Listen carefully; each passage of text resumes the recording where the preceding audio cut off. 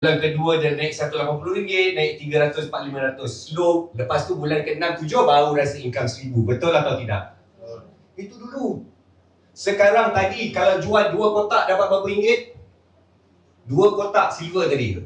Introducer dapat berapa ringgit? RM96. 2 kotak Nutrika jual. Dulu punya MLM, 2 kotak tu kalau kita jual, dapatlah komisen, betul tak kan? RM8.50, RM11, RM9.50. Nampak aku dengan setengah tu.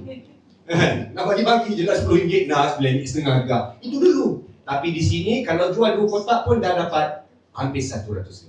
So tak payah saya ulas yang lebih lanjut dan sebagainya. Cuma malam ini sebab kita ada gabungan orang baru yang datang ya, dan juga ahli leader-leader yang sedia ada yang bersama kita Life Nutrix selama 2 tahun ya tuan-tuan dan puan, dan oleh kerana itu saya ingin berkongsi sedikit malam ini, di mana 2 tahun ni saya jarang berkongsi sebenarnya maklumat ini ya, jualan kita dari tahun ke tahun.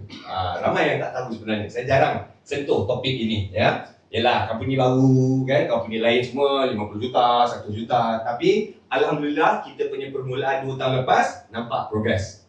Kita bermula pada bulan Mei 2024 ya, dan Mei 2024 sampai Jun, maksudnya bulan tahun pertama kita setengah tahun. Kita dapat berjaya lah masa tu dalam keadaan kecil, tak ada AJL lagi, tak ada lesen dan sebagainya. Masih berusaha pada ketika itu, kita dapat collect 1.4 juta ringgit dalam masa yang masuk tahun 2025, dah dapat sijil halal, dah dapat lesen KPDN, dah ada dah mula masuk, dah mula yakin sikit. So tahun 2025 kita, orang kata kita dah lepas test grade masa tu, kita masuk ke period stabilize masa tu ya. So tahun 2025 kita berjaya collect jualan sebanyak 5.3 juta ringgit. Pada tahun 2025 kita berjaya menebusi pasaran sehingga 17 buah negara sehingga hari ini.